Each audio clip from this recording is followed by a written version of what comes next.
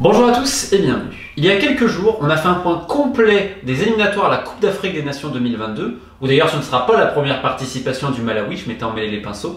Et aujourd'hui, je vous propose de traverser l'Atlantique, d'aller dans la Caraïbe, dans l'Amérique centrale et en Amérique du Nord, c'est-à-dire dans la zone CONCACAF, qui débute le long chemin périlleux au Mondial 2022. Alors en Europe, c'est pareil, on aura un petit mot d'ailleurs pour l'Arménie en fin de vidéo, mais comme je vous le dis, ce chemin de qualification pour le Mondial, il est long et épineux. C'est-à-dire qu'on va commencer par des poules de 5 où le premier sera qualifié pour un barrage, il faudra ensuite gagner le barrage pour rejoindre le tour principal de qualification de la zone CONCACAF où automatiquement sont déjà placés les États-Unis, le Mexique, le Costa Rica et les autres meilleures nations. On va débuter par le groupe A, donc un groupe comme vous pouvez le voir assez équilibré sur le papier puisque le Salvador étant favori, néanmoins le Salvador n'est pas la meilleure nation d'Amérique centrale, elle reste quand même un tantinet loin derrière le Honduras, même si c'est vrai que historiquement le Salvador est meilleur que le Nicaragua et le Guatemala. Bref, en tout cas, la sensation de ce groupe, c'est Montserrat. Ce territoire d'outre-mer britannique, une île qui a quasiment été à l'abandon à cause de toutes les catastrophes naturelles qu'elle a connues.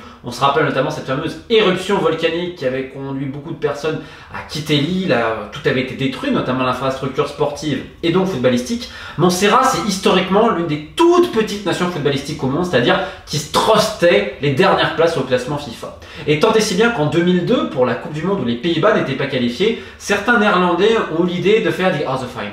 L'autre finale, c'est-à-dire, on n'est pas qualifié, bah c'est pas grave, le mondial ne nous intéresse pas, et ben on va trouver les deux pires équipes au classement FIFA et les faire rencontrer pour l'autre finale. C'est un documentaire que je vous conseille vivement, qui opposa donc Montserrat au Bhoutan. Pour ceux qui comprennent l'anglais, je vous recommande.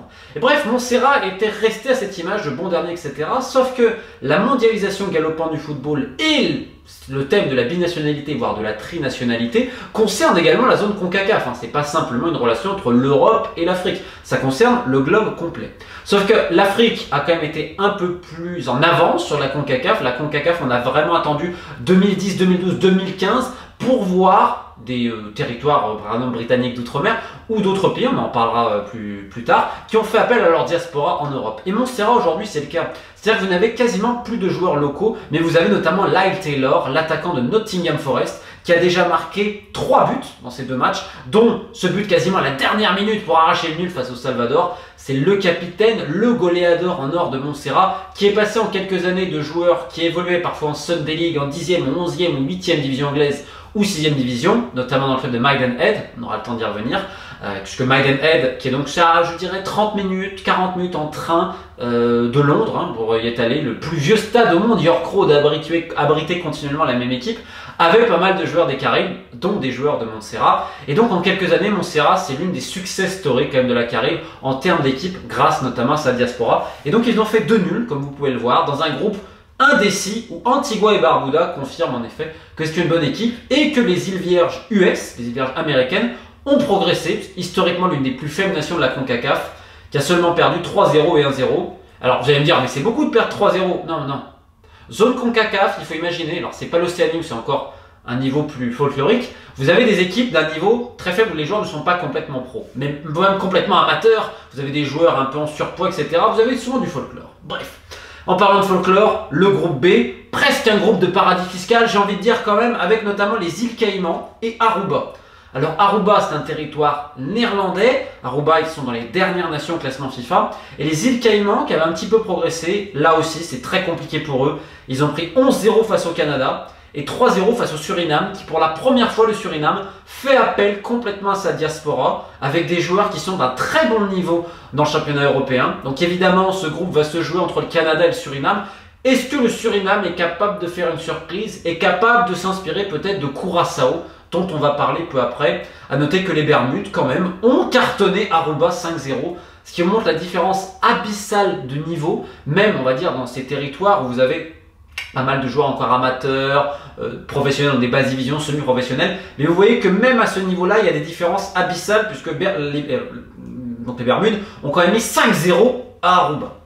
Et qui dit Curaçao dit groupe C, mon groupe préféré, donc j'ai regardé un petit peu les matchs, parce qu'il y a les Cubains. Bon, pour tous ceux qui ont lu mon dernier ouvrage, The Beautiful Game, on parle beaucoup de la CONCACAF et notamment du football cubain, qui est une vraie question, j'en ai parlé cette chaîne, avec notamment El Fútbol También Patria, parce qu'il y a cette opposition un peu historique et systémique entre la pelota, le baseball et le football, comme si le football ne pouvait pas être aussi faire partie de l'identité nationale cubaine. Et surtout, il y avait ce problème des legionarios, c'est-à-dire des joueurs qui évoluent à l'étranger et qui ne sont pas sous contrat avec l'INDER, qui est donc justement le ministère des Sports à Cuba, qui ne pouvaient pas jouer pour l'équipe nationale.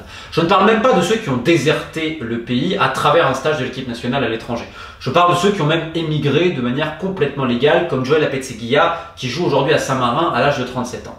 Et bien finalement, après tant de négociations, tant de pourparlers, tant de pression également populaire, mis par des gens comme Alexander Ramirez de Gol Cuba, des journalistes, des athlètes, etc.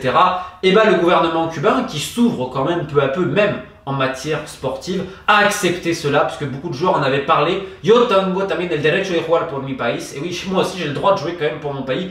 Je suis tout autant cubain que les autres, notamment à travers Onel Hernandez, le milieu de terrain cubain de Norwich. Et bien pour la première fois, Cuba a appelé certains legionarios. Ça a été un événement colossal sur l'île et dans la diaspora qui a quelque part réuni un petit peu beaucoup de gens et même les gens du baseball qui regardaient le foot, etc. Pour en avoir parlé avec beaucoup de personnes sur l'île, ça a été un moment un peu de fête incroyable qui a fait oublier les moments très difficiles qu'est en train de traverser l'île d'un point de vue économique, les manifestations et tout ça. Et donc, cet événement a été un peu particulier parce que le premier match était au Guatemala. Problème, à un moment donné, l'aéroport du Guatemala a été fermé, les voyages ont été compliqués pour certains joueurs entre les Covid et tout. Ce qui fait que la grande star, Onel Hernandez, elle est arrivée, mais elle n'a pas pu être titulaire parce qu'elle venait juste d'arriver. Donc il est rentré en seconde mi-temps puisqu'il est arrivé ric-rac juste avant le match. Et donc il ne pouvait pas être directement titulaire. C'est évidemment le meilleur joueur cubain de très très loin. Il y en a d'autres évidemment qui ont joué comme Joel Apetzegui. Quelle carrière! Alors, encore une fois, pour ceux qui sont intéressés par le livre, il y a un lien en description, une carrière homérique. À 37 ans désormais, il va connaître pour la première fois les jouer pour son pays. Après une carrière de division inférieure en Espagne, il est parti en Norvège, dans les pays de l'Est, un peu de partout. À Saint-Marin, il a joué des premières de Ligue des Champions, de Ligue Europa. C'est quelqu'un humainement incroyable. Je vais raconter une petite anecdote quand il était, je crois que c'est quand il était en Moldavie, où il a dû passer des frontières de manière illégale avec un coéquipier brésilien à travers la neige dans des fourgonnettes. Enfin bref, le football, comme on l'aime, pour gagner quoi? 2000 balles par mois, tout simplement parce que c'est ce qui te fait vivre, ce qui t'anime profondément, comme son pays. Et donc il a enfin pu jouer à 37 ans. Je ne sais pas si vous imaginez ce que c'est. Après tant de galères, de moments où il a frôlé l'amateurisme, travaillé à côté, et bien finalement il va jouer pour son pays. Malheureusement Cuba perd 1-0 face au Guatemala. Le Guatemala, on en parlait aussi. Comme le Nicaragua, c'est des pays un peu oubliés dans le football en Amérique centrale. Cuba, bon, les joueurs venaient d'arriver, ils ne se connaissaient pas et tout. On peut comprendre, ça a été un peu compliqué. Et le deuxième match, c'était contre Curaçao. Alors vous allez me dire Curaçao. Non mais Curaçao, attention. Curaçao avec sa diaspora, dont Bakuna, le joueur de Cardiff, et plein d'autres qui sont en première ou deuxième division, que ce soit aux Pays-Bas, en Turquie ou autre, c'est une grosse sélection. Aujourd'hui, Curaçao est le favori de ce groupe-là. Curaçao est entraîné par Goussi Dink. Je ne sais pas si on se rend compte. C'est d'ailleurs ce mouvement binational qui est parti de Curaçao a été un petit peu inspiré par Patrick Kluivert qui avait fait un passage à ce moment-là et ça avait bien marché. Et Curaçao était immense favori face à Cuba, donc j'ai vu le match. Cuba perd 2-1, mais c'est absolument pas mérité. Ils ont eu la balle, ils ont vraiment bien joué. Onel Hernandez, le fameux milieu de Norwich qui est là, qui joue, qui met un but magnifique du pied gauche après quelques dribbles chaloupés dont lui seul a le secret. Le pauvre Joel Apetzegui se blesse malheureusement au bout de 10 minutes. Corrales, le latéral qui a été en MLS pendant tant d'années, qui était là, qui a fait les allers-retours. Alors, il est peut-être un peu coupable d'ailleurs sur le deuxième but. Mais les Cubains ont tout donné, tout donné. Finalement, ils perdent 2-1. Mais indépendamment de la défaite, il y a une énorme fierté qui est ressortie de Lille en disant, mais en fait, on peut arriver à ce niveau-là. Et surtout, ce qui fait que ce match marque un précédent. Il n'y a plus moyen de revenir en arrière après cette ouverture du gouvernement cubain et de sa fédération de football. Cuba est éliminé déjà, mais c'est le début de quelque chose. Alors j'ai fait mon petit monologue sur Cuba. Et évidemment, ce groupe va se jouer entre Curaçao et le Guatemala. Donc on verra pour le prochain rendez-vous. Et à noter que les îles Vierges britanniques sont en progrès, aussi à travers une diaspora anglaise assez forte, mais très amateur. Des joueurs de 7e, 8e, 9e, voire 11e division anglaise. On aura le temps de parler si je fais la suite de ce livre-là, parce que bon, on a longuement parlé avec le DTN et pas mal de joueurs. Mais groupe D, les enfants, avec la pire nation de la Caraïbe, Anguilla, dernière au classement FIFA avec Saint-Marin, 209e Anguilla. Mais Anguilla qui progresse également, certes, perdu 6-0 contre la République Dominicaine, mais seulement 1-0 face aux Barbades en fin de match. Anguilla avec quelques mecs aussi de diaspora de 8e, 9e, 10e division anglaise. Stern John comme entraîneur, l'ancien attaquant de Trinidad et Tobago. Alors certes, la fédération a tendance à ne pas répondre. Et l'ancien président qui en avait mis un petit peu dans la poche, il faut lui mettre 50 messages pour espérer avoir une réponse. Et tu te dis quand même qu'ils sont un peu arrogants parce que personne ne s'intéresse à eux. Soit. Mais quel amour quand même pour Anguilla, qui a aligné un gardien de 42 ans à un moment donné, parce qu'ils n'avaient pas tellement le choix. Ils ont d'autres joueurs de 16 ans.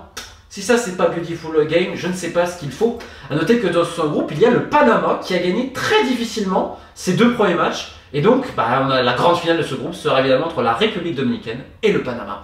Groupe E désormais, où le Nicaragua a fait carton plein face à Turks et Caicos, qui est peut-être l'une des plus faibles nations également de la zone CONCACAF, qui a perdu 7-0 et 5-0 face au Belize. Évidemment, Saint-Lucie, alors là, ils ont fait carrément forfait, donc il n'y a plus que 4 équipes. Haïti, évidemment, la grande favori, jouera contre le Nicaragua. Haïti qui a gagné 2-0 contre le Belize, un match très compliqué. On se rappelle les problèmes de sécurité. En Haïti, politiquement, c'est un peu compliqué, les kidnappings qui se succèdent, enfin bref, situation très très terrible, une pensée évidemment aux Haïtiens. Et donc l'équipe de Belize est tombée emmenée dans une embûche avec des gens qui l'attendaient, armés, etc. Finalement, il n'y a pas eu trop de problèmes, heureusement, mais les protocoles de sécurité n'ont pas été respectés. On pourrait évidemment parler de la responsabilité de la fédération à travers son président du comité d'organisation, monsieur Létang, mais bon, j'en parlerai bientôt, on en parlera ici et là. Mais Jean-Jacques Pierre, qui dirigeait les Grenadiers, s'est imposé au final 2-0, un match un peu compliqué, 2 buts sur phase arrêtée. Groupe F désormais, où Trinidad et Tobago fait évidemment figure de favori avec Saint-Kitts et Nevis, parce qu'en effet, et oui, Trinidad et Tobago n'a pas gagné contre Porto Rico. Donc le groupe est très ouvert comme vous le voyez, avec les Bahamas déjà éliminés. Les Bahamas, c'est également une des très faibles nations de la zone, ce qui peut un petit peu surprendre. En tout cas, voilà ce qu'on a en zone CONCACAF. On notera évidemment que le neveu de Jimmy Floyd Hasselbeck, Nigel Hasselbeck, qui joue pour le Suriname, a mis 3 buts. Je crois que j'avais oublié de le préciser. Et enfin, quand on parle de qualification pour 2022, et bien évidemment un petit mot pour la zone Europe qui commence, et évidemment pour l'Arménie, première de son groupe, incroyable. Évidemment, on pourrait parler de la Macédoine du Nord, ce match en Allemagne que je n'ai pas vu, bravo eux pour la victoire. Mais pour l'Arménie, c'est incroyable. Il y a encore quelques mois, quelques années, on se lamentait du sort de l'équipe nationale. Et là, d'un coup, pim pam poum, quel changement entre ce fiasco terrible qu'il y a eu face à l'Italie et là, voir l'Arménie s'imposer de la sorte avec des finishes haletants et tout ça, en plus quand on sait la situation du pays. Donc bravo à eux, en espérant surtout que ça peut durer, parce que c'est comme pour Montserrat, c'est comme pour tant d'autres choses, on peut faire un exploit à un moment donné, mais pour la route à 2022, même si on n'arrive pas au bout, au moins essayer de faire bonne figure dans la durée afin de construire quelque chose. Bref, j'espère que je vous ai pas trop enquiquiné avec ces histoires d'un autre foot, celui qu'on ne parle pas forcément, mais que j'aime profondément. Sur ce, je vous souhaite une bonne fin de journée, et à bientôt.